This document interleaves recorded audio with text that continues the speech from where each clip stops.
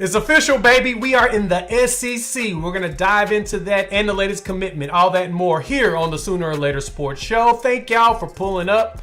I'm your host, Jay. Thanks for pulling up here on the YouTube channel and listening wherever podcasts are downloaded and listened to. While you're here, please wipe your feet, like, subscribe, rate us, review us, give us 5 stars. You don't think we deserve it?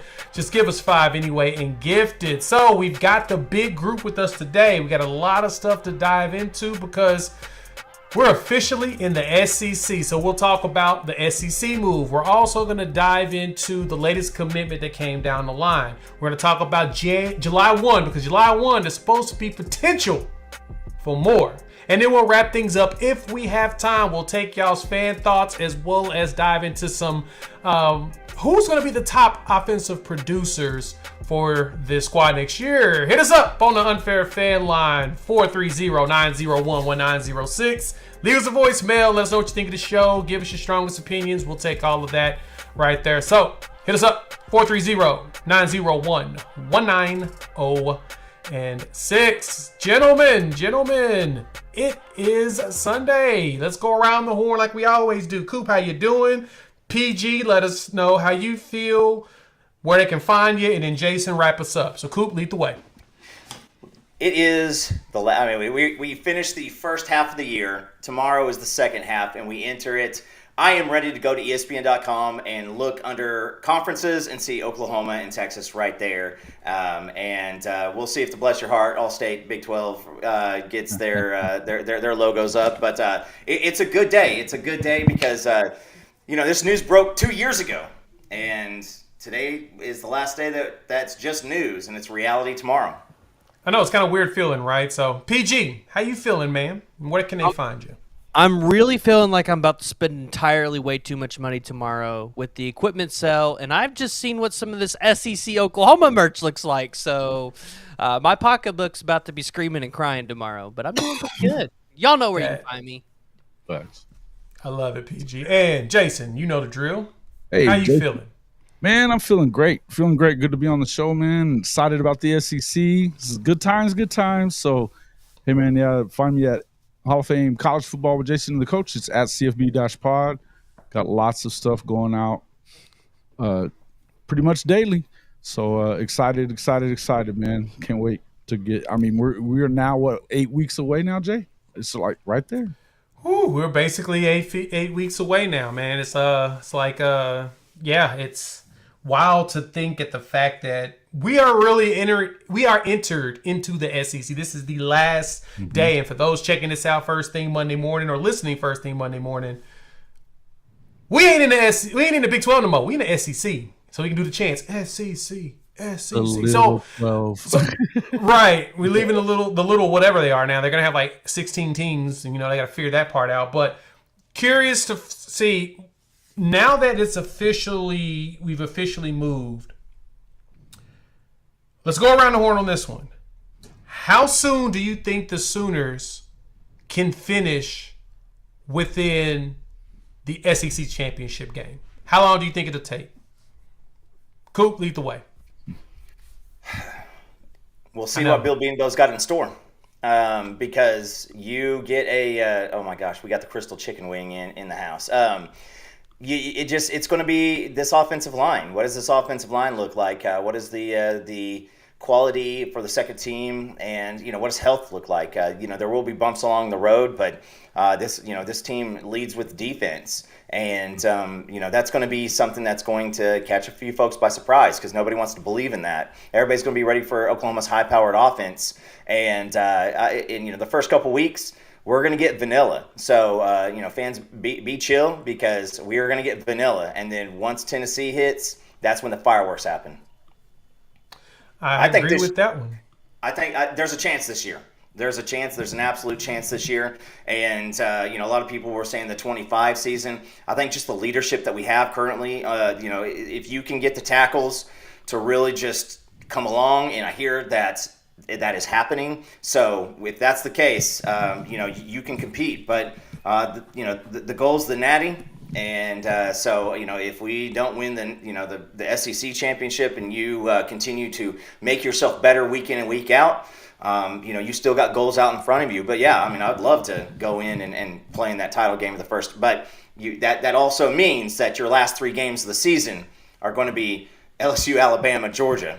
So you're going to be looking at a stretch like you've probably never seen before. Yeah, that's probably the bigger thing. It's who's coming up on that schedule to lead to that. Jason, how long do you think Oklahoma's going to take to be able to get themselves an SEC championship? Not win it, just get there. Well, I think you're right. I think it could happen this year. I think that the leadership on the defensive side of the ball, the fact that you have the guys coming back that you do with Ethan Downs and obviously Billy Bowman, along with clearly Danny Stutzman and even Woody. I think these guys coming back is going to be big for these younger kids, right? I also think that you're going to get the right kind of contribution from the younger classes. So defensively, I really feel good about this team. I do think that you're going to, and I'm still not in that place where I'm too worried about the offensive line. It's freaking Bill Bedenbaugh. You've got guys that have a lot of starts. We have more starts than anybody in the top 5 on our offensive line. Do they have to gel? Yes. Depth, I don't think, is an issue there either. Competitive depth, we can drink up for that. But I don't think that that's a big issue either. I think that youth there matters as well.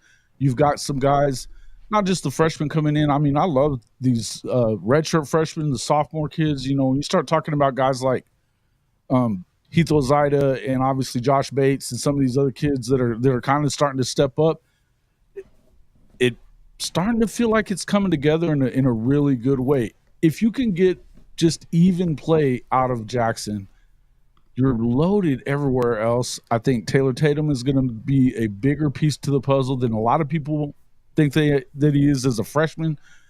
I feel like he is. So, look, I think that the sky's the limit for this team.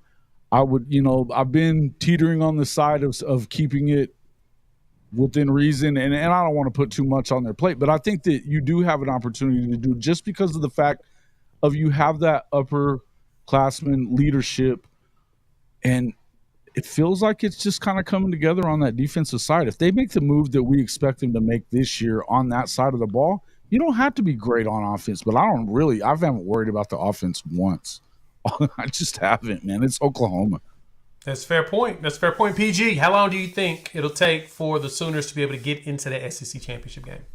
Yeah, I'm not ready to make official predictions yet until we get to fall camp and we see and hear what's going on there. But talking to some of the players and hearing how things are going in practices, how things are developing. By the way, all the noise that they're hearing from just the national media itself. I got this team winning 10 games right now, but I could 100% see them winning 11. I think 10 games is probably good enough to get you in that SEC championship game. The only thing that I really want so bad is I want OU and Texas to be in the SEC championship game together. That's what I want. Our first year in, I want both teams to be in that game, because that would just be a huge F you to every other. Texas ain't gonna make it, bro. That would be hilarious if we did. Like, gosh, I want that so bad. That would be hilarious to see both teams actually make that in their first year. That would be a massive slap to the face of the SEC fans, because they would lose their minds, right? Thinking of the fact that how they walk in here and all of a sudden get up there, especially because, Saban's gone and everybody's now, for the most part, starting from scratch outside of Georgia. Everybody else is really just still trying to find their way without Saban. That would change the game. And shout out JC Lamb. What up, bro? Thank you for the $2. 12-0 Island. Okay, so you're on the island by yourself calling for an undefeated season. I'm here with Sooner Cowboy, though. I like to lay hands on an OU versus Georgia setup. I'm going to say I think that it'll take a year. I think this year I'm similar to you, PG. I think our floor is 9-3. I think our ceiling is 11-1. I'm sensing we'll probably get right there in the middle at 10-2. It's just going to be based upon, of course, maintaining health, attrition, all of that jazz. But next season, with the extended experience we should have from all the key players that we have on the team, I think next year is the year when Oklahoma really storms the SEC. Now, granted, as you said, Jason, very spot on here. We got Bill Beatonbow. The offensive line, I'm hearing, is gelling well. For them, it's all about just having experience and snaps together. The Mainline podcast, shout out to them. Check them out here on YouTube. They dropped a graphic about a week ago and showed that just snaps, maybe not snaps together, but just total snaps and teams in the SEC, Oklahoma has the most of people that have actually started in games in their career. In career starts, we lead the conference. Kind of a fascinating stat, right? Now, the other thing is all about them being coached and where they've been coached and them being coached here at Oklahoma under Bill Beatonbow. I don't think our line's gonna be like last year with the wide receiver room, that we're gonna be like, oh, okay, this isn't that bad, right? We're gonna recognize that, oh, okay. And we talk about this every show. I'm just gonna remind y'all, especially when you get into fall camp, you're gonna be like, oh, we aren't that bad off, especially as they're training now. Gary and Hatchett is healthy. He's moving around and running. We're watching him run in film. That is a very encouraging thing.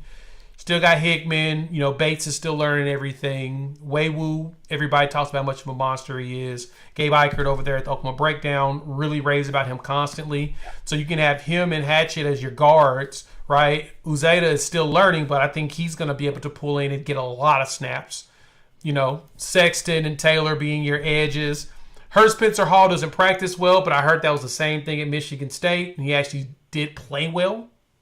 So overall, I think that fall camp's going to really be our heavy deferring factor. That and the first 3 games of the season, which I'm glad our first 3 games are what they are right now. So I'm going to give it a year, but I wouldn't be surprised if we see that Jason, actually all 3 y'all, right, that we actually end up this year. So all right. I'm not exactly predicting it. I think that it's a possibility. Fair. We've been saying 2025 for a while now, but I just think that the fact that you got both of those guys to come back when we didn't really expect either one of them back, it kind of changes a little bit for me. And then I also think that, look, you have to look at Alabama and assuming that I think they're going to be better on offense. I don't know what they're going to be on defense right now. But they're going to be very good on defense. That defensive line's back. Remember, they got all those 5 stars last cycle. And most of the coaching staff is still there from the Saban regime. So, yeah. I expect that they're going to be good. I think that's the toughest game that you have on the schedule, really, even though it's at home. That's fair. Yeah, that's fair. Very fair. That's very fair. That probably is going to be the toughest, for and I guess the thing that makes it even more tougher in my mind is that it's so late in the season, and by then DeBoer should have had things jailed. Right. They'll be done jailed like us, but they'll be done jailed at that point. Even though it is Death Valley, I am not as afraid of LSU as everybody else is. Dude, their defensive line's trash. Yeah, I don't think they're going to be that good. It's going to be rough. But I would tell you this though, man. Weird things happen in that joint. It ain't Auburn weird, but it does. They're rowdy. It's a great stadium, though. I'll tell you that. It's fantastic. Man. Auburn's the one that concerns me a little bit because they're returning their top 3 leading tacklers, which were all linebackers this season, and 2 of their 3 top leading defensive tackles. So Auburn's defense is going to be pretty stout again this year. That's one that scares me going into Jordan Hare. Huh. Now, offensively, Auburn's trash. But defensively, I think they're going to stand their own against us. This is where I think we'll really find out a lot about Oklahoma's offensive line is in the Auburn game, not necessarily Tennessee. Well, and also that's going on the road that first time, right? That's being on that, after, and this is what they all talk about. You hear the other SEC creators talking about it. It's not necessarily the game that you have; it's the next game. So even though we're at home that first week, there's going to be a lot of energy expended in hosting our first SEC game up against Josh. There's a lot to it, and if it turns into a ball game, then you got to go on the road the next week. Good news is that one's a morning game, so it won't be as crazy, or hopefully it won't be as crazy. But again, I'm not overly worried about their offense. I know their receiver room got better, But yeah, I'm with PG. I think their D line is going to be. That'll be a good test. That'll be a good test. Well, their linebackers are going to be pretty good too. I think the thing when you look at the first 2 games for Oklahoma starting into the SEC, they're both winnable. The Tennessee game, Oklahoma's played at Tennessee and had Tennessee in. I think they've had Tennessee at Norman, right? Or yeah. That was. I know there was one in 2013 or 14. Yeah, because I think we had them back in 2020 and that got canceled. Yes. But we've played them recently, so it's not like Tennessee is somebody you haven't seen before. Want the same team though. Auburn, I think, is your entrance to the SEC because it's like, yeah, you've played them in a bowl game, but you haven't played in that environment before. So I think that's the true test for Oklahoma heading into the SEC. I think Tennessee is going to be kind of just this, yeah, we've played them before. We know what we're seeing. It's Josh Heupel. Like, I think it's expected Oklahoma's going to come in there and win that game. Probably by 2 touchdowns, I would say. Yeah, and it's the good in mentioning that, playing Tennessee, those Butch Jones teams were not bad, right? They were 8-9 win season teams. He just couldn't keep that continuity going. And Heupel now is breaking in a new quarterback. He's got the best defensive lineman in the country in James Pierce Jr. Yeah, but that's it. Right? Like when I went through a lot of the ratings on all the teams or whatnot, Tennessee's not rated very high in any other position besides that edge, right? Everything else is they're still piecing things together. So that's the good thing for us. The only team we're playing against that truly brings back continuity is going to be Texas and Ole Miss and Missouri. That's really it. Everybody else is still trying to figure a lot of things out. Tennessee is still trying to figure out, Nico has one actual start, so we'll see what, similar to Jackson Arnold, but they're also refreshing the whole defense. The good thing for us, as numerously pointed out ad nauseum, we're returning the number 3 ranked defense in returning production. 86% of it's back. That is huge for a quarterback, right? Like you want your offensive line to be good for your quarterback. You also want to have a good defense to where not as much is put on his back to have to carry. Like the defense is going to have to carry us next season. And that is why I can see us getting to those double-digit wins. I think this defense can do enough to win us games in the SEC this year. Because that is the traditional thing of the SEC. It's defenses win games for people, right? Defenses shut down quarterbacks, get pick sixes like Billy Bowman said about Jackson Dart. You see that. And that's kind of what I'm expecting to see out of this defense as well. I do wonder how good and how improved our zone coverage is going to be this year. Oh, man, with Des Malone? Ooh. I feel like on the defensive side of the ball, if you fix that, this is the top 25 defense last year. Yeah, that was the biggest thing. You had a lot of young guys that were playing looking at Oklahoma to win 7.5 games. They're looking at that 9.5 probably. So no, I agree with you there. Yeah, so offensive line and zone coverage. Those 2 things end up being pretty good for you. Oklahoma's going to be doing just fine. Exactly. All right, let's jump into the next thing. Thank y'all for pulling up. Hit the like button if you're new to the channel. Subscribe. So basically wipe your feet. Check out PG's channel as well as Jason. Y'all know where to find them. Y'all been here numerous times. If not, just rewind to the front and re-listen to them giving you the explanation. But let's jump into this one. We got a nice commitment on Friday. Darius Afalava out of Utah. Oh boy, winning him over Michigan State, Utah, and Washington. He's a Rivals 4-star, but composite and consensus 3-star. Coop interviewed him on Thursday, his pre-commitment, and it was darn good, right? And he's very candid with us, and he talked. There's a couple of super chats in here I want to point out real quick. Fumunda, thank you for the $5. We appreciate it. All of us content creators try to get y'all as much content as possible to keep y'all entertained and us entertained because, we do this because we thoroughly enjoy it. So thank you for that contribution to the house. And also a big shout out to L. Stokes. Thank you. Yes, we saw your comments earlier about us keeping the content going here in the off season. Thank you. More to come. I've still got ratings I got to put out from like Phil Steele and all of that stuff. And you'll see some videos on that probably this week since it'll be a fireworks filled week, even though it is the 4th. But Jason, you're the only one that we didn't get to hear much about here on this channel. I know you talked about it on yours. Darius Avalava with the commitment. What'd you think about that? First off, love the interview. I watched it as I was working the other night, and it was freaking unbelievable. He does have the worst poker face ever, though. I mean, I kind of pretty much could tell what was going on. Keep the kid on the football field, away from the card table. He'll be fine. But no, I think I was saying it on my show that I really thought what I got the most out of it was a few things. It was how real and how important it was that it was real. You were getting real from BV. You were getting it from Bill Bedenbaugh. There was no. We've talked a lot, Jay, about the fact that Coach Venables, they don't sugarcoat anything. If you're not ready to come in here and this be the hardest thing that you do, then don't come here. And he loved hearing that. The competition part, and then, just as we continue to hear how important the obviously the soul mission is and everything about that. So building relationships, soul mission, and being real with who you are instead of just doing it with flash. That team down in Austin, it's all about Lambos and shit down there, but at Oklahoma, it's real and it's working. And so I think it was a great interview. It really was, man. He was so open and honest about everything. You were talking about that. I think the next show you were talking, Coop, was about Nigel Smith wasn't really. When we had him on the show with us, he had a real poker face. He wasn't telling us nothing.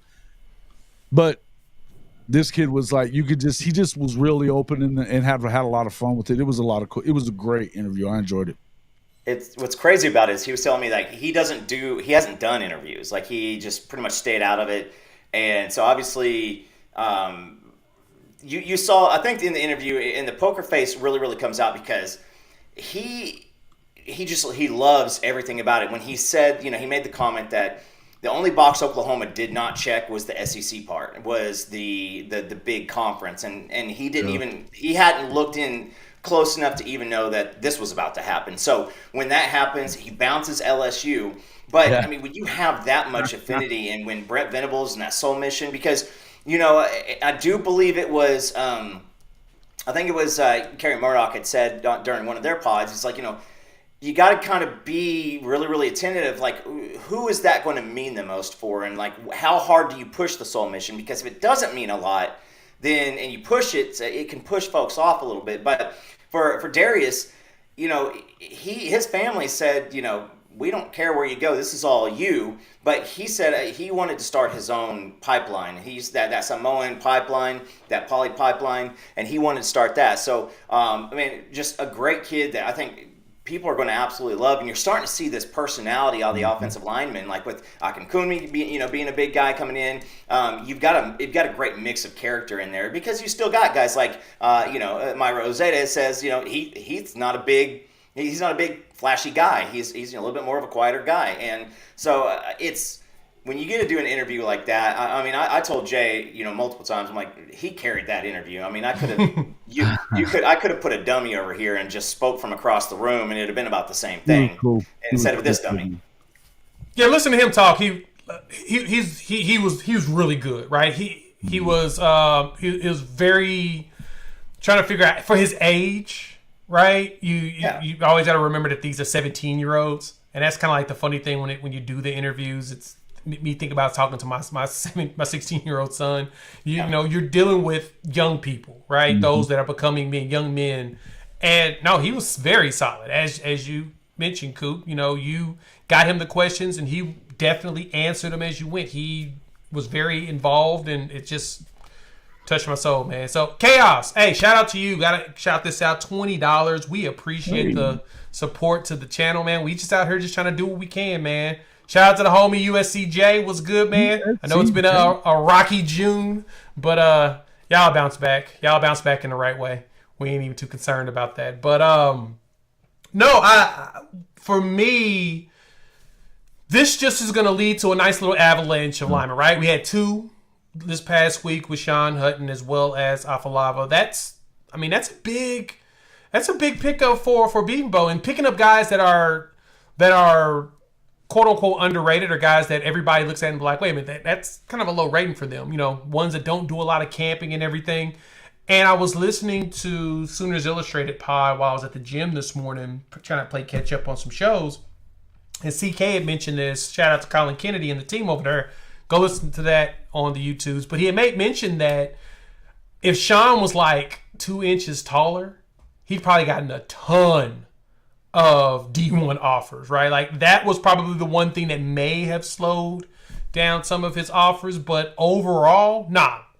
The kid's got so much potential there. And then, of course, you got the additional ties, right? And we've always said Oklahoma don't offer people unless they actually want them. And they don't give you a committable offer unless they want you, right? Like they give offers, as they're filling things out, but they let you know if it's committable or not. And for him, that was a committable offer. And shoot, Sean was going to do it immediately. He's like, I'll wait it out, see how's going on. But guess what? Yeah, he did it. So we're going to pass to UPG in a second, but Midland Sooners, thank you for the $5. Character holds their head in their hands, saying incredible. Nice. Cleon, appreciate it. Happy Sunday. It's been a nice pre-holiday weekend for you all. It has been. Thank you so much. We're going to be chilling and enjoy ourselves as we prepare to go into SC tomorrow. But, PG, since now you've slept on it and everything couple of times, thoughts on Afalava and what that means for the next set of recruits that we know we're going to be going after heavy. Yeah, so Afalava is, I think, a key piece for Oklahoma because he's going to be able to play the guard position for you in a class where it's going to be heavy at the tackle. So I believe Foje will probably still be a flex on the offensive line. So Afalava will give you a little bit more depth there. But when I was talking to him back when he first got the offer, it was all about the atmosphere. It was about the development of character as a person. So Afalava's got all of the right traits for what Brenton Venables or Bill Bedenbow looks in terms of an offensive lineman. Again, the guy that I'm really curious to see who turns out is Sean Hutton. He was given the PWO. He plays center, but I think he could play a little bit of guard for Oklahoma. So he gives me a little bit of Troy Everett vibes, if that kind of is a good comp. But Darius Afalava, it's the first domino to fall in what could be a fantastic week for Oklahoma because you've got quite a few commits coming up over the next week. We do. And Chaos, yes. Go ahead. SEC. Yeah, go for it. SEC. We're going to go ahead and just do it now. Because once midnight hits, you know what that means. So, yeah, we're definitely going to do that chant as we can now. All right, and Coop, any last thoughts on Afalava before we move into how busy of a day tomorrow really is going to be? Just keep this in mind. This is a guy that literally had nothing to do with Oklahoma in December. It was literally just bang, bang, bang. And so if you've ever wondered, like, if you commit, you can't visit. If you've ever wondered, about the coaching staff and kind of how they do what they do, that should probably, talks like that. This guy's going to come in and he's going to be a bully. He is going to come in and he is going to be pushing folks. And this is the type of strength. Guy's pushing 400 right now. He's not even started his senior year. And I echo what you said, Jay, because I'm going back and doing the interview with Kamari Moore, and we love just talking to him, and he seemed like he was his kid was 16 years old at the time, and so the doing the character is the character in these kids is amazing, and that's why, for the most part, you stay out of multiple people doing drag racing and stuff like that. Now we had a couple, but it's somebody's going to slip up at some point. But he's a kid who I think that people are going to shout at him. He's going to come over, and he's going to be dabbing up people all this year, getting in the program with next year. He's going to be hitting up with the fans, and that's what you want, because that gets the fans riled up. People want to love these players, and I think that's what makes college football so much better than the NFL. Yeah, I'm with that. So once again, thank y'all for pulling up. Hit that like button, wipe your feet, new to the channel, subscribe. We should be having a good 100 likes while y'all are in here tuned in, so make sure y'all make the magic happen there. If you're listening, rate, review, give us 5 stars. I don't think we deserve it. Just give us 5 anyway. All right, Jason's over here talking about my OnlyFans account, man. Don't be telling people that out loud, man. I just asked if it was. I didn't say it was. But you asked. You asked out loud. That's something we talk about that offline. First rule of Fight Club. Sorry, bro. Don't ever speak on it, right? And Neo, this is great lead into what we're talking about, right? He was like, Neo was, shout out to you, floored by the Mills crystal ball, which I think we got a crystal chicken wing out there too for it. Shout out to Briggs. We got a crystal chicken wing that went out there from Mills as well as some crystal balls. And yeah, initially, whenever he made the visit to Oregon like 2 weeks ago, it felt like, it was after Oklahoma, it was like, we think that it's probably going to be more of a Oregon or Clemson, because Clemson has always been tied to him, kind of like Brian Wesco was last year. Right. Well, it seems like the avalanche of CBs have been coming down, right? I owe y'all a video over there on Sooner or Later Sports on the recruiting channel. I need to get that together, but we got two dudes with like massive crystal balls that came through. You had a bunch of Mills all week. Right, so Cortez Mills, the wide receiver, and then Amarion Robinson's got some crystal balls that popped up today. Ain't gonna lie, getting Amarion Robinson. I mean, I know everybody wanted Jonah, but dog, if we get Amarion, oh gosh, we cooked. Brandon Hall cooked in the secondary because a lot of people were very high on Amarion and felt like he was very underrated just because he's in Arkansas. And if we can snatch him away from the Woo Pig Sueys, that's just dumb. PG, tomorrow, you've got Cortez Mills, you've got Smith Orogbo, you got Mark E. Hennicher. It's probably the only three I know that are definitely direct ties to Oklahoma. How are you feeling about what's going to go down tomorrow as well as the rest of this week? Who else you think could potentially populate? Yeah, so I don't think it's a secret anymore. Cortez Mills in Oklahoma, that feels like it's going to be a marriage there. And it's going to be a good one because he caught for 1,600 yards on 79 catches last year. Dude's an absolute baller on the offensive side of the ball. Going to be a weapon, 6'1", super athletic. And again, this is a guy we've talked about that could potentially rise into 5-star territory by the end of the year. Like, he's been a really quick riser. So Cortez Mills only took 2 visits to Oklahoma. I think he took like 5 or 6 to Miami. He took a couple to LSU. So this was a really good win for Oklahoma if they're able to hold on and get Cortez Mills tomorrow. Now, the big one being Smith or Rogbo tomorrow.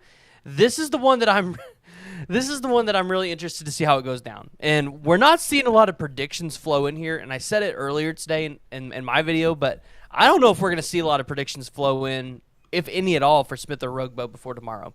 You might get 1 or 2 rogue ones, just somebody taking their shot at it based off prior information. Texas Tech, Joey McGuire, they made tremendous strides in this recruitment earlier on, especially with the relationship aspect. I think they were one of his first offers, and usually when Texas Tech does that, they have a good shot. Oklahoma, though, when I talked to Smith or Rogbo a while back, kind of asking him the question about the visits and, you know, what he thought about Norman and everything like that, like he said, Norman kind of feels like home a little bit. And as I alluded to earlier, when a recruit says something like that along the lines of, hey, it feels like home, generally that's a really good indication that you're going to get that kid's commitment or you're probably going to be in the final 2. Like, a kid just doesn't say that and then not go to a place. Like, that's different from a dream school, if that makes sense. So, Smith or Rogbo, I think tomorrow that's kind of like the 33% shot. I think Texas has got a really good shot at it too. I know they did a really good job on his OV, but again, nobody really has any intel out there on where he might be leaning. I think that's for a reason. Orogbo likes to keep things close to his chest, and I think it's going to be a true surprise on wherever he ends up going. But I think a lot of people would probably favor Tech based on a lot of the earlier info that we had gotten from Orogbo back earlier in the OV process. As far as Marky Hennitor goes, you really like him as a prospect. Not sure we're getting this kid's commitment tomorrow. I know the staff really likes Christian Jones. He came up for the Champion Barbecue. Christian Jones was excited to get that back on the plate. At one point, we kind of thought that was going to fall off when Oklahoma was Darius Rainey Sell and guys like that. But Christian Jones, as always, enjoyed his time in Norman.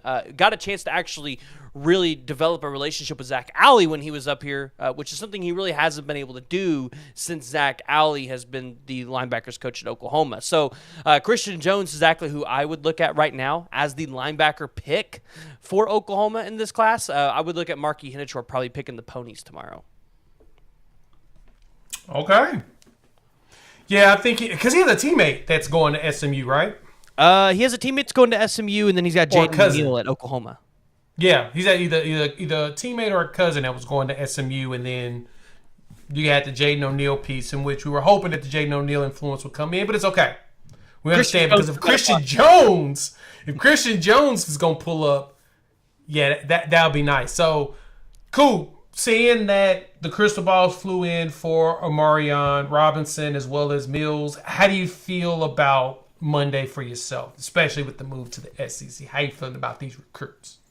You know, I've been talking a little bit with his other Arkansas counterpart, who's already on deck with us, and just keeping it real. It was dead silent, and he said he wasn't, not getting in there, not messing with it, just letting him have the process. That's one of the hard things is you want to let the process happen for each one of these guys. And so, and I'm talking about Wimberly, obviously, if you didn't know, but I mean, Arkansas just being where it's at right now, and Omarion just won the Rivals 5-star challenge for the defensive backs, and he is a guy that I think is a lot of people thought Arkansas was the go-to, and I think that folks just left it alone.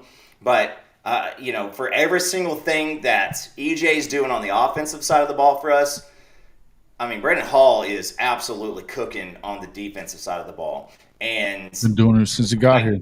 And I continue to say this is you can't be just a guy and come in and be a defensive back at Oklahoma anymore.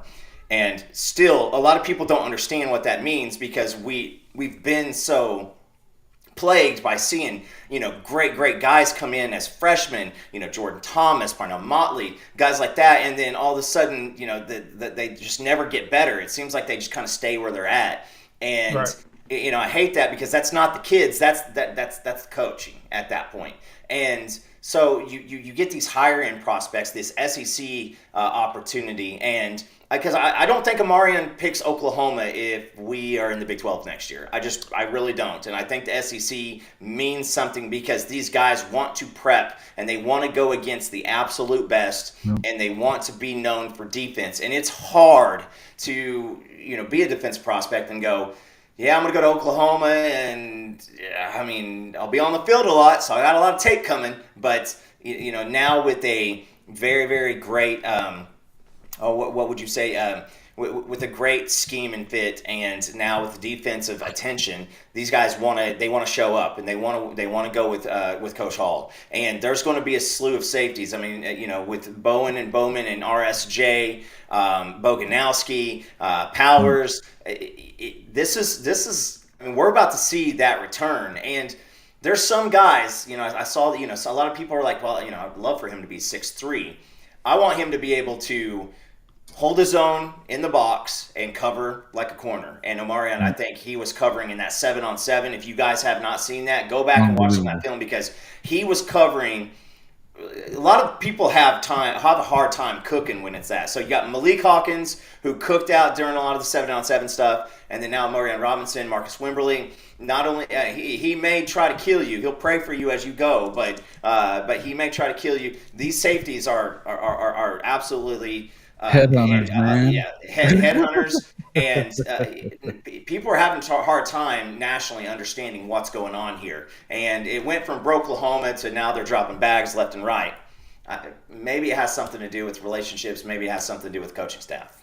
We've been saying it for weeks, Coop. We've been saying it for weeks that in the NIL era, the most important thing to do is build relationships. Yeah, that's the most critical thing. If you've got the relationships in place, the players are showing that they trust those people more. Now, in some cases, NIL wins it out. I mean, we just saw that recently with there for sure, right? You have to pay.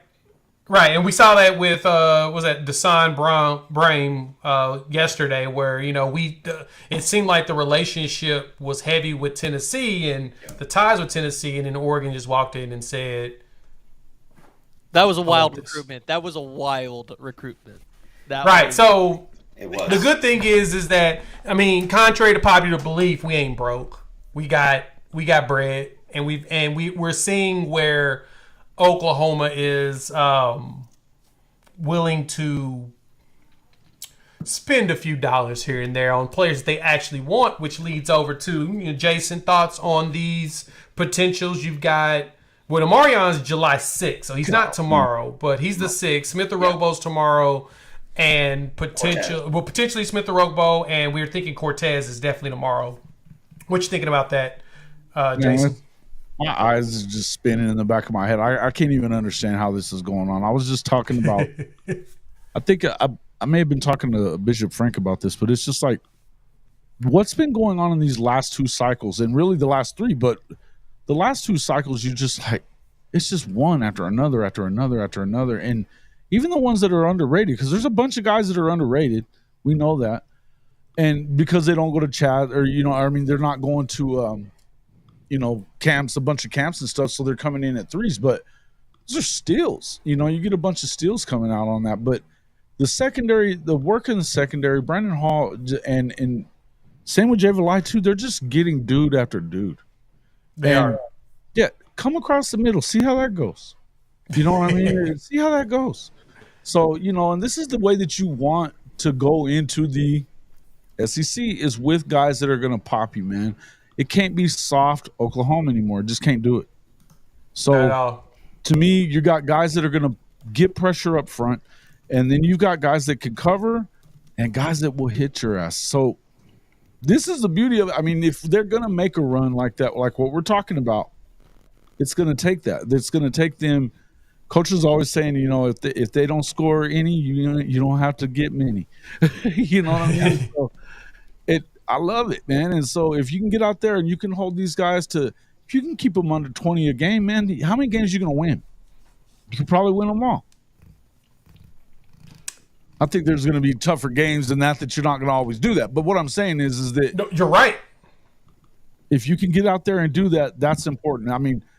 Again, I know I said this a little earlier, but I've yet to be worried about the offense. This is a freaking Oklahoma. What are we talking about?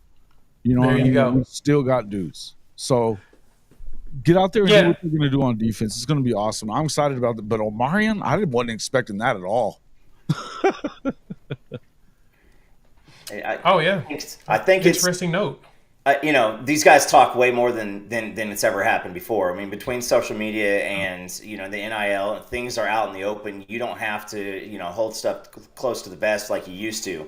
These guys, it is. There's a lot more when it comes to these relationships, and then you start seeing some of the defensive stats, and you start going, well, they're always really good on on offense. And so you want to see.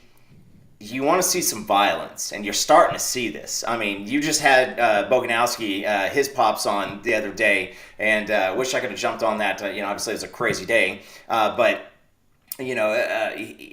somebody said in the chat, what's the over and under on Boganowski penalties? Like Jay said it, several months ago. He said, we've got that capability to have a guy come in and just set the tone immediately on defense. And that is the mentality of this team. And something that should scare the hell out of absolutely everybody, and I'm going to say something, and a lot of people are going to go, oh, God, I hope if it's true, that's awesome.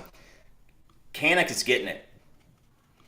So you had the football smarts with what he can do athletically, and as long as he can point the arrow in the right direction, you have the progress and growth of some of these kids that we're going to see this year that we forgot about, and we're gonna have a smile on our face when it comes to defense instead of going, all right, just don't let them score in 90 seconds. So we're off, So we're going to get defense. And that's something we expect. So, man, this could be a busy week. And then, of course, you got your offensive lineman. I think I read somewhere, of course, we're chasing Lamont Rogers, Ty Haywood, Michael Fasusi, and Andrew Babalola. So we've got all 4 of them that we're chasing. There's the big 5, for the most part, 5-star offensive lineman tackles, right? We're trying to chase, and we're trying to get at least 2 of them. That is what we're going for. And PG's been preaching this for a while. It feels like there's a chance that Oklahoma can do this. And I think that the One Oklahoma initiative with the NIL and everything, bringing all the One Oklahoma, bringing everything into one place, is really going to give us the opportunity to be able to play with the numbers properly and make something happen. Now, I think Fasusi said in the interview he's late July, early August. You never know. That could get moved up. It could get moved out. We'll see. I haven't heard a date on Rodgers yet. I think he's also possibly right before school starts. I would expect this week. Really? I would expect it sometime this week, hopefully. Who's this week? I would expect Rodgers sometime this week. Like, I would say between Sunday to Sunday. Okay.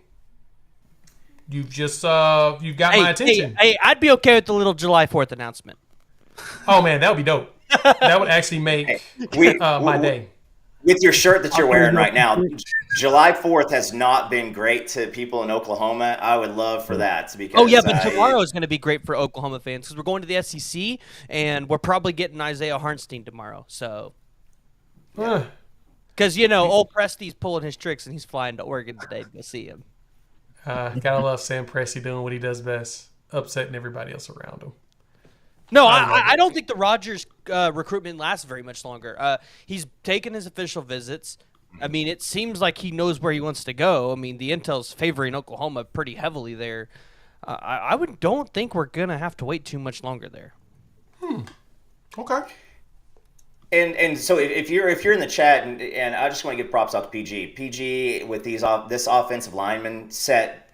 These are relationships that you've had for a year plus, and so it's not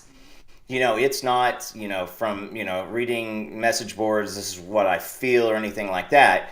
This is the conversations, and that's kind of where PG and I have been really, really changing kind of how we do stuff. Is instead of just trusting a bunch of other people and trying to read the tea leaves, like let's have the conversations with the guys. And again, we're never going to break anything, and I'm never going to tell any, because I don't think I even told Jay when Afalava said, this is my spot. I'm committing tomorrow. I just try to allude to it the best of my ability to you guys. And PG, you've done a fantastic job about this. And so if you guys don't follow PG, go through and watch his stuff, and because he's done a great job this cycle. Yeah.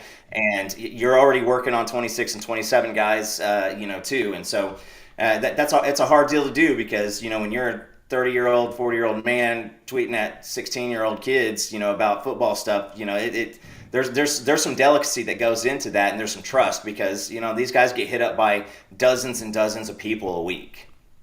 So that's the good thing is that PG's like, 12 and a half, 13. So because he's right there.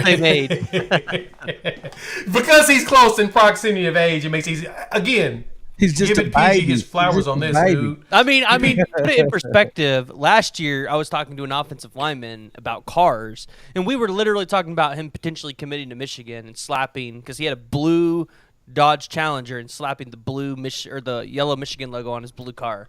Like, that's the kind of stuff we talk about. Like, it's sometimes shooting the crap. Hey, man. Yeah, and it works. Some kids like relationship building, bro. Same as anything. Yeah, and they like that, And like I said, PG's been nails on it. He's who I go to for a lot of my recruiting stuff. Hence why he's usually on here on a regular basis to talk about that. I've seen the screenshots of conversations. I know he talks to people, and I only reveal what I'm allowed to and talk through. But PG's been nails on a lot of this stuff, especially this cycle. He's been nails. Like, I got to give it to you, dog. You've been the one. You've been the one giving us the. You've been pretty nails on it. So now we're just working on a commitment. We just need Fasusi to come on the show and be like, "Listen, I'm coming to Oklahoma." Yeah, we gotta figure out a way to get somebody to come on your show and just go ahead and give full commitment and say, "I'm in." Gosh, how many recruits have I had on the show and we just haven't been able to make it happen? Just get one of them to say it, like right there, and be like, "Yeah, I'm in." I shot my shot with Cortez Mills yesterday, because he dropped that he's going to be doing it, and I said, "Hey, man, if you need a platform, hit us up." So if you guys see that tweet. go hit him up. I don't know if he's doing 247 or not yet, but I mean 247's doing some really good stuff with those commitments. You just got to keep in mind that if they're committing at 4:30, we're going to hear it at 4:50 because they're going to cover some Notre Dame and Colorado stuff for 20 or 30 minutes. You won't, yeah. You won't hear that on our shows. We'll just immediately get right into the interview. And I mean, that's the game. The whole goal is get people to watch the show for a while, and unfortunately, that's the best way is to, get them to watch it for that long. So, all right, Jason, you think we can close out on all these people, man? I mean, why not? I mean, it's really different. I mean, this is one of those. I was thinking about it when the last year of Lincoln, and I hadn't started the channel just yet, but it was like, man, what's going on? You were having a lot of decommits and stuff like that. Even then, just a lot of weird stuff that was happening, and then now.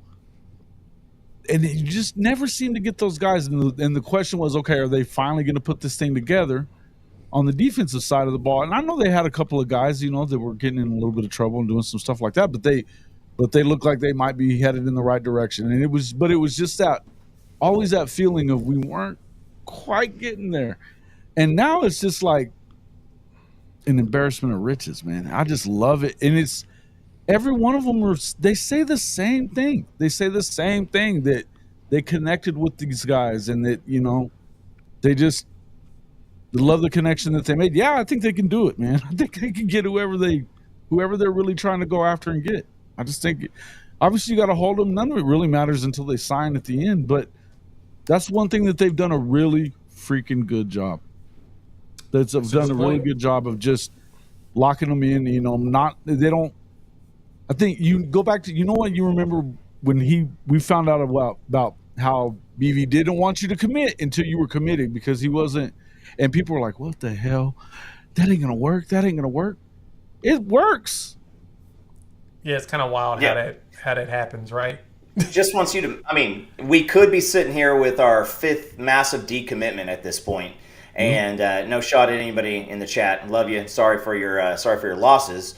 But it is. Let's make sure, because that's one of the toughest things to see as a program and as a fan, and as a teammate, because they're starting relationships too. Is what happens when if you commit and you're an Oklahoma commitment and you're talking about visit. Yeah, I've got 3 official visits still left up. Why? Official visits are to go check out to see where you want to commit. If you commit and then go take 6 official visits, you're doing a placeholder. You're not committed. At that point, how do you go with that? How do you have those conversations? Because we know that you're not about Oklahoma 100%, and so this strategy that was foreign to us whenever he started doing that. Yeah. That was the thing. It was foreign to everybody, And nobody liked it, and everybody wanted to trust BV. You had Teddy and Gabe, who know Brent Venables personally and played for him, and they were still like, let's see what happens here. And so now people are believing, and it takes a special staff to do that type of thing, because you can't just do that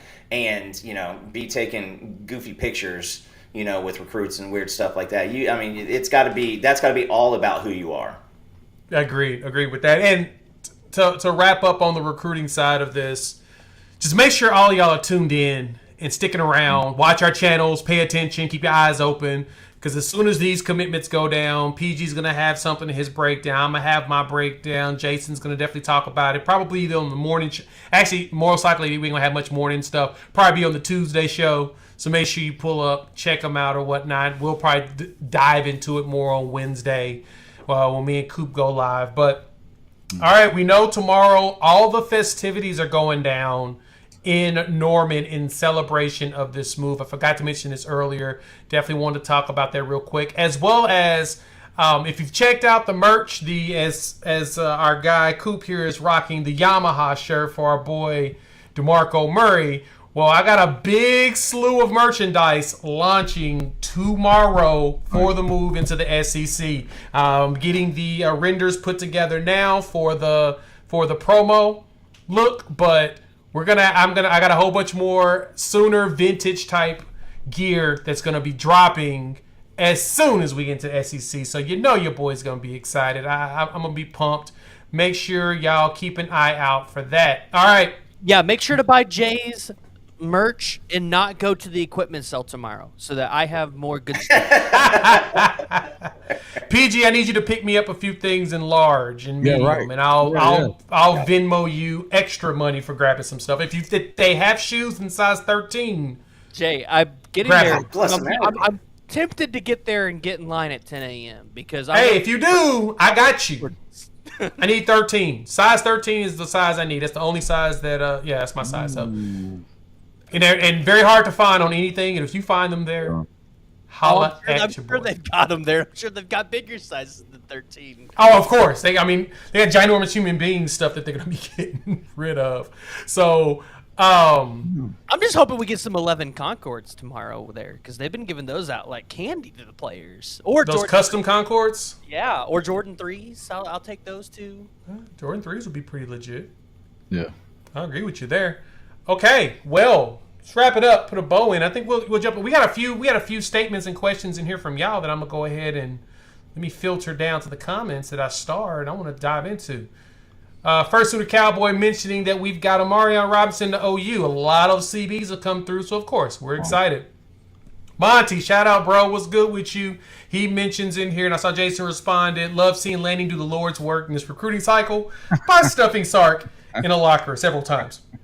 Dog, things in Texas are a little weird. They have lost some. Their recruiting strategy seems eerily familiar to somebody else. It's wild. Super offensive heavy and struggle bus on defense. I feel like I've seen this video game before. Well, that's the thing is that they were doing fine initially, but then all of a sudden, Bo Davis left, and then they just things started to change. Shocked the mess out of me. Didn't expect it. Not gonna lie. Yeah, USC fans and Texas fans are not okay right now. Yeah, it's Especially been a USC loses Juju. Like there's, I don't know if you saw. He took away. He took everything down. Took everything down. We'll see how long it lasts. I can't proclaim that is definitely going to happen, but I'll say this. Listen, I just want him to go to Indiana because that's where he took an official visit. I want him to go to Indiana. Just want it to happen. Well, he took an official visit to visit his old coach. That was a favor. I want him to take an OV or I want him to end up in Indiana so that we can all laugh about Lincoln Riley losing a 5-star quarterback to Indiana. Another one. I mean, his last one's gone to Boise State, so it's always interesting. But no,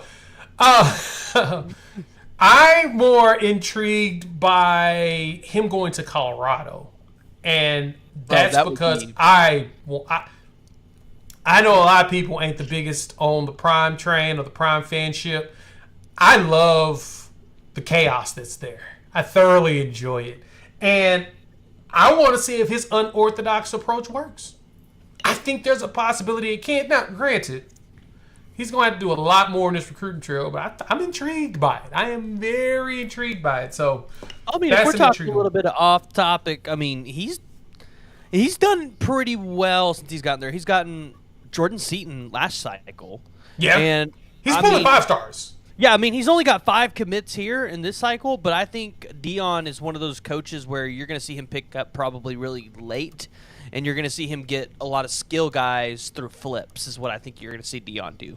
Especially if he goes out there and has a 6 to 8 win season. I think you're going to start to see a lot of kids want to jump on board. It's kind of like Oklahoma, right? Like if Oklahoma goes out there and wins 11 games, we might be flipping some dudes. Yeah, as the season goes on, that's our biggest thing. We just got to go in there and keep winning. If we keep winning, the guys you can get, man, when you can get them. Right. That's there. So you really think they're going to get 2 5-star guys, or are you thinking that Foji's going to be a 5-star and they're going to get one of those other 2? So Foje will probably be a 5-star. He's been rising, and he's been rising. I don't see them giving him that much love. I think with a strong senior season, he'll get there because we've seen 5-stars jump from 200 to 5-star territory before in the last rankings. I think you get Fasusi. And then Rogers. Rogers is not a 5-star, I think, on any of the boards, but he's like 46.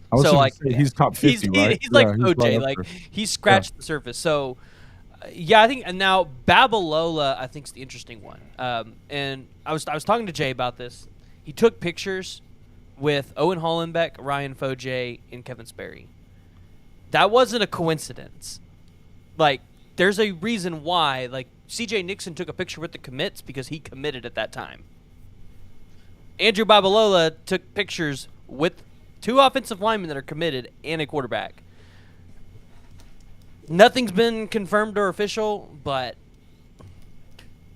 I'm just saying, if you can land Babalola, which it doesn't seem like that one's a money battle. Cinema, baby. If we do that, we might not need any offensive linemen next cycle. Like, you might take 2 guys. Right. That'd be a big one there. Okay, next one. T has a pretty good question. I like this. Who is that one team y'all don't want to lose to? Missouri. Cool. Man, I shit ain't happening. I'm just not gonna. I just don't want to have like a small market team mentality to where, like, you know, if it's a national championship. I mean, if we get better every single, I'm gonna go extremely political talk here, but if you don't go, if you lose somebody, you know, middle of the season, lose to one Missouri, but then you make a playoff run, you make a national championship run, I don't give a damn about the loss in the season. Now, Missouri, who earned an ass whipping, man. That's happening. Yeah. I think that Missouri is one that. I think that Missouri has angered the coaching staff. So I mean, it's just still got to be Texas for me. If you want to take your lunch, and if you want to continue to be the bully, then yeah, it's Texas. Yep. Well, and I think that's kind of where I would be on it too. I don't want to lose to Texas ever, but I'm not worried about Mizzou at all. Just not. I think they just earned their ass whipping. That's all. Well, yeah. So for me, it's Missouri. Like, Texas is always it, so I try to exclude them from any conversation for myself. Missouri's the one I don't want to lose to Missouri. I think that would be the one that would bother me the most. What about outside of Missouri? Because I think Missouri's too easy. Like, I think Missouri's one on my list. If I was to go with a second, it's Auburn. Yeah, that's what I was going to say. Auburn I wouldn't want to lose that one either, but I also think you want to be the first team that, like, Lane Whiffen doesn't whiff on. Yeah, I mean, he the big games is where he usually has shown. It's going to be a big game. It's going to be a big game. You know it is. Lane Kiffin's team is good enough to beat you. Auburn's team is not good enough to beat you. Like, Auburn's team is the K-State. Like, what if we go? Oh man, we haven't seen those portal teams come together yet. Not yet. Yeah, like, that's where I'm at. The mercenary teams don't ever until one of them works. I'm not too scared of the mercenary teams. Attaboy, Hankster. All your games lose to Auburn, we're literally going to sit back in our chairs and go, "Damn, exactly what we did in the Big 12. We lost to a team we shouldn't have." Yeah, I think LSU, to me, is one that I could respect because it's in Death Valley. And, I mean, as much as we, like, have a disdain for him as a person, Brian Kelly's a good coach, right? He does enough to get consistent wins out of it. Heck, he walked in to a horrible Ed Ogeron team and got him 10 wins, which is more of an indictment on Ed Ogeron. But he walked in there, got the transfer he needed, he got the dubs. I can't be mad at him for that. Kellen DeBoer is a fantastic coach. He's proven it everywhere he go. He's won with everybody else's people, and now he's got a school that's got so much heavy backing that he getting just dub at the dub. Can't be mad at that one. Those two, especially end of the season, I would not be mad. I would totally understand. It's these ones where teams still don't know what to expect out of us that would really bother me, really, right? Tennessee wouldn't be upset. Not really that, because I also like Tennessee as a team. That's my other team that I've been a fan of. That was my original SEC team. But Josh Heupel, he's a Sooner. Can't be mad at the fact that he would be able to figure something out, but I don't expect it. I don't expect it from him. I think Hugh Freeze still needs another year because he needs to bring in himself a quarterback that's going to be consistent. And that's been his issue. Once he gets that, I think he's going to be a thorn in everybody's side, which might be in 25, but we'll see what that looks like. Ole Miss, the Lane train, man, he be balling. But after what I saw they look like against Tulane last year, we ain't got no excuse. Because Tulane should have won that game if they had their starting quarterback. If Platt was playing, that's a done deal for them boys. It's 100% to me, Missouri and Texas. Missouri, Auburn, and Texas are 3 schools that I do not want to lose to next year. All right, that last comment that we got in here. Over under for Boganowski targeting calls. So, I'm going to keep it a buck on this. I don't think I see us having a bunch of Boggs playing, but in the 2 games he plays, I could totally see him getting a personal foul in one of them. It's cool. So, and I've shared this story before, but during the spring game, we were underneath the stadium grabbing a drink, and we were with Isaiah Autry's pops, Marcus Dent, shout out to Coach Dent, Boganowski, and who else? Somebody else we were playing. And when that happened, we're sitting there talking to him, and I'm watching the TV right above his dad's head. And I was like, oh, I think your boy just, yep, he just killed somebody. And he didn't even turn around and look. He's like, yeah, he missed a tackle earlier too. So the guy, like, if he takes after his pop, I love Mike. If he takes out, I mean, you've got a lot of that in several of these guys. I mean, Robert Spears Jennings may be the healthiest he's ever been, and he's been running around. And you know, we talk about guys like Jaden Rowe, who looks like a dadgum transformer. You know, there are so many guys. He is a massive, massive dude. So yeah, I mean, so if you, I mean, I said it earlier, you know, in the year is if you're a team and you're one of those first 4 out of conference games, and you've got the refresh of guys like Powers and Boganowski and Kobe McKenzie, you know, leading that team, or whoever is the second tier, guys on the linebacker. That's not fair or fun for you because you've been getting your butt ran up and down the field all day, and then the second team guys are hungry as hell and want to hit somebody that doesn't wear crimson and cream for the first time, and for the season. So. I mean, you're going to see a couple. You're going to see a couple of penalties, and I'm okay with it because you throw an absolute, attitude adjustment hit, or what was I call it? I call it impact therapy to my son every once in a while. You have one of those guys come in and make a business decision, catch the ball over the middle. RSJ hits him, Stutzman, whoever. This team is going to want to set a tone from day one this year. And so Boganowski, I bet he ends up with at least 3 before the end of the season. Okay. Jason, how many do you think he's going to end up with? I don't know, man. I think his pops is a disciplined guy, so maybe not. Maybe the under. I'll go with the under there, man. Just trying to be cool. I don't know. But I will tell you this. It's fair. They could pass them around a little bit. It wouldn't hurt anybody. You got to be careful about how many of them you get. And plus, you can get yourself hurt, too. But, hey, I think, like I said, come across the middle. Reggie Powers will do it to you, too. You know what I mean? Like, yeah, we got to be some really RSJ is a monster. Yeah, we do. We got some pretty big dudes on there. PG, what you think? Mm-hmm. I'd say one, but I want to know who's going to be our McCade Matower on the offensive line for when somebody lays a hit on Jackson Arnold, decides that they want to beat some headwinds. Oh well. I'll text Akinkumi and be like, hey, just tell the coach whatever you need to do. One play, get in there.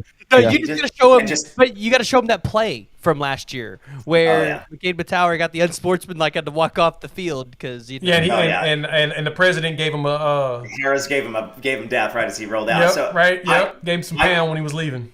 From what I understand, Wee Woo is Wee Woo has a little bit of a nasty streak in him too on the field.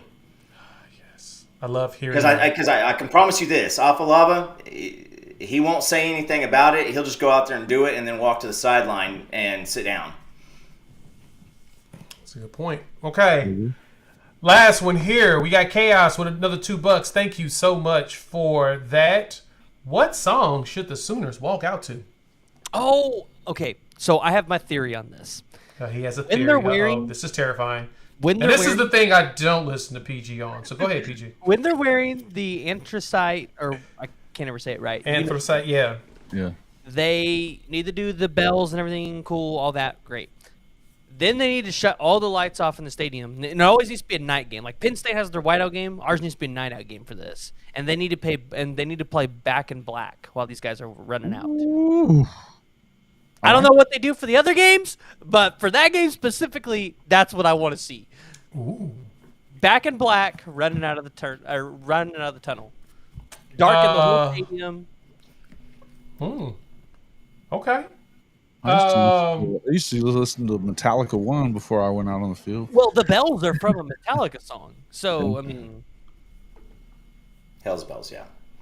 I still said, Till I Collapse by Eminem. If you can do that one. I mean, that one just hits for me, and I like the Timmy Trumpet one somebody mentioned up there earlier too. Not the closer from the Mets. I forget the name of the song. My kids absolutely love it, but yeah, that one's pretty dope one right there too. The Triumph from Wu-Tang. Oh, the Triumph. That would be intriguing. Triumph is good. Triumph is good. And I gotta give props to the guy that said it in there first. He said, Wu-Tang, something from Wu-Tang anyway. Huh. I love Wu. Oklahoma's walk-in song, I think, is hard because I feel like that part of the game is so congested anyways with having your 1 minute clip of there's only one and then you have your scene setter. I think it's just really congested as it is. So like having a walk-up song I think is hard, or a walk-in song is hard. And then finding the one walk-in song is hard. But to be honest, I may have one. You really need Carrie Underwood to write you a song. They should have had Toby. I will stab you. I stab myself, so I will stab you. I do agree somebody needs to write the song, but honestly, I think I got one because PG, you kind of alluded to it perfectly. We have our intro and everything, and we always talk about there's only one, right? They should just go ahead and go out there to the instrumental of "Not Like Us," because ain't nobody like us. There's only one. I like it. It's only one Oklahoma. This song Wu-Tang, but Wu-Tang will be good too. I actually like the idea of the Wu. That would actually be pretty dope. What about Killer Bees? What about one that has done us well before? What about Jump Around? Don't they do that somewhere in the SEC already? I think somebody else does do that in the SEC. Wisconsin does. However, though, if we're Wisconsin. Alabama 48-7 at halftime, they better play Jump Around at halftime for me. Now, Monty, this is interesting. Nelly's number one. Yeah. Nelly number one is interesting. That's intriguing. But yeah, I mean, State J. Cole, Stepchild, Stokes. Yeah. Just anything to really emphasize that there is only one of something. But I got one more last thing we're going to do before we get out of here. Coop, I think you threw this in one of our group chats a minute ago. I saw it by accident, and oh my God, this is hilarious. Paul Feinbaum, man, that dude is like a legendary troll. I don't think y'all realize just how legendary of a troll this man is. He does this stuff on purpose. Yes, he does. And yeah, he just got interviewed recently, and we're gonna. Oh, is this the interview that I just sent y'all? Was PG? Was you the one that sent it? Oh, I mean, I just sent one in the group chat earlier in our collective group chat. Oh no! This is for. You might have. I'm not sure. I just know that just now I got it. Is it the interview with Tyler Fields? Or yes. I didn't see that you had sent it. So I'm gonna go ahead and add this for us to listen to.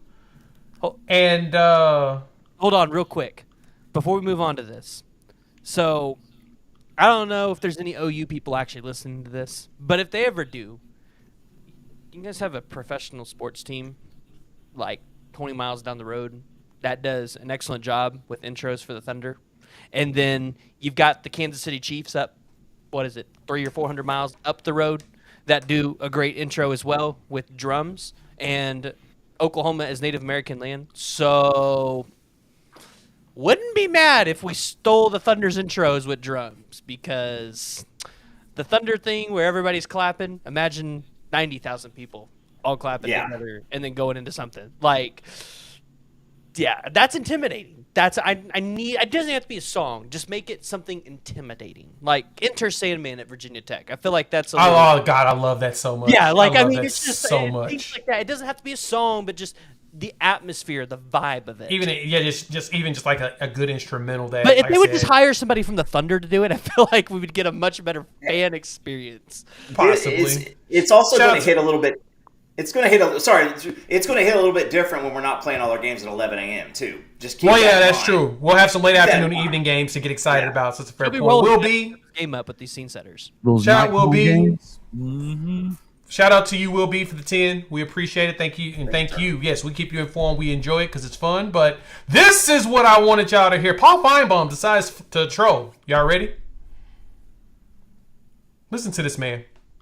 We've had to tiptoe around it, but not tiptoeing anymore. I mean, we're downright celebrating tonight. I have no intentions to tiptoe, Paul. Who will be the starting quarterback for Texas at the end of this upcoming season? That will be Arch Manning. I don't need to tiptoe around that. That is guaranteed. You heard it. And we may even see him a little bit throughout the season. And so like you said. Y'all heard that, right? Well, Paul Feinbaum already proclaimed. Hold on, that listening to it again. He said at the end of the season. Well, that's because Quinn Ewers ain't coming back. So he's talking about like at the end of the season. No. This season, who's going to be the starting quarterback by the end of this season? Like by the end. It would be Malik Murphy if he's still there. Let's play it again. But not tiptoeing anymore. I mean, we're downright celebrating tonight. I have no intentions to tiptoe, Paul. Who will be the starting quarterback for Texas at the end of this upcoming season? That will be Arch Manning. I don't need to tiptoe around that. That is guaranteed. You heard it. And we may even see him a little bit throughout the season. And so what? He said, guys, that sounds like he's thinking Quinn's gonna be out. Well, he just like us. He knows Quinn ain't no good. He talked about it last year on the show several times. Like Quinn Ewers is not a good quarterback. I think it's just wild that Feinbaum feels the need to do that heavy of a troll. Cool. Oh, I loved it. Good stuff. I love me some. Yeah. Ewers is. I mean, listen. Texas lost almost every single difference maker. They bring back an erratic quarterback. Now again, against Alabama, I don't know what's going on. I don't know if people were. If something crazy came out and like he was, in Alabama, something was throwing the game or something like that, it would make sense because his two best games he's ever played were against Alabama, and then he is absolutely just erratic with so many other people. There's going to be some Spencer Rattler, Caleb Williams type situations happening, and we talked about it last year. That's going to be something. So if Quinn and he always gets hurt at some point in the season in the Big 12. So now in the SEC, and now with him mouthing off like he did yesterday, saying we're going to be everybody's biggest game, son, calm down. Yeah, last year was the exception, not the rule. Love hearing that. Texas is back to 8-4 is really the mean. So you don't have any of your playmakers, which vastly underperformed last year. You lost all of your guys up the middle. Texas is going to have an issue on defense, and they're going to have an issue on offense trying to develop what's going on. Listen, there's going to be some Arch chants going on in Texas, and once that happens, we're going to see who Sark is. We're going to see who Sark bows down to, and we're going to see if he runs that program because a lot of us don't think that he does. To be honest, though, I mean, if he succumbs to the Arch chants, he's doing the right thing. I mean, Ewers. We don't know that yet, PG. The only thing we've ever seen Arch do well was throw against that weak sauce Texas secondary. If he starts cycling through his quarterbacks, like if he switched to Arch and then Arch isn't good and he switches to another quarterback, like he's doing the right thing at that point by switching to quarterbacks and figuring out which one's working, which one is the right quarterback. Now, yes, if he goes to Arch and then Arch is just bad and he doesn't switch again, like, okay, yeah, like you know what kind of coach he is at Texas. But if he starts to change quarterbacks around even past Arch, I mean, Sark's just trying to find the right guy. Quinn Ewers is not that good of a quarterback. Like last year, he improved 69% completion percentage, but he only threw 22 touchdowns. And look at all the weapons. Could you imagine if they'd have had freaking Shador Sanders playing in Texas? Nobody would have. That would have been so bad. Just flip flop quarterbacks. What if he had Dylan Gabriel? Yeah. with all those weapons and everything. Scary. Scary. And that offensive line that Texas had. But but they don't have all that. That's the whole thing that I've been saying this whole time too, is like so many things have to go well for Texas to be what they were last year. It has to go just perfect, and they're all got to hit on their transfer guys.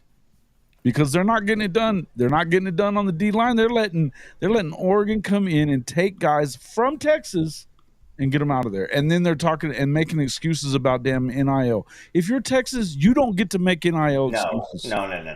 No.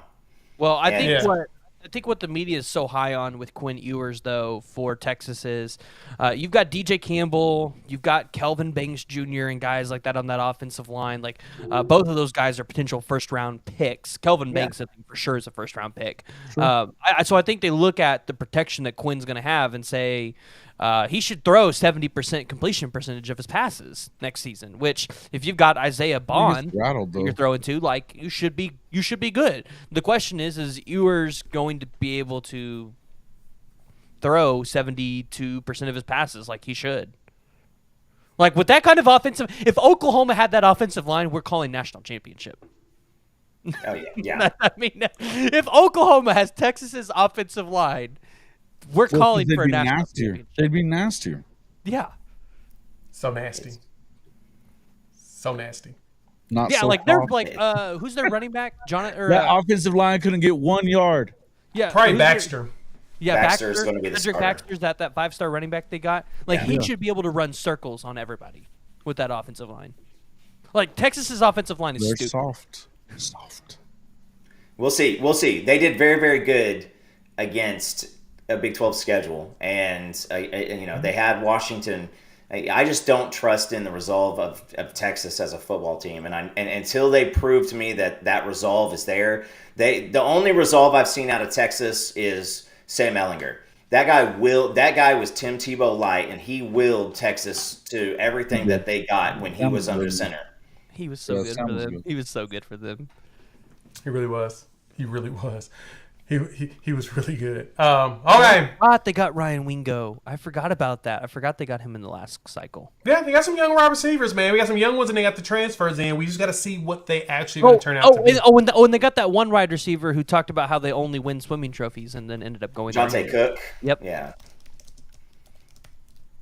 Chaos. And Jonte Cook's the returner. Yeah. They've got a lot of guys that are breaking in, so we'll see what it looks like. All right. We're going to wrap it up, put a bow in it. We'll go around the horn, get final thoughts. Coop, Jason, and then PG, you end us up. Here's my final thought is, yes, we are heading to the SEC tomorrow. But the Big 12, this is more than just the Big 12. We are leaving, the Big 8, that Southwest. I mean, there have been massive storylines. There's a lot of history in the Big 12.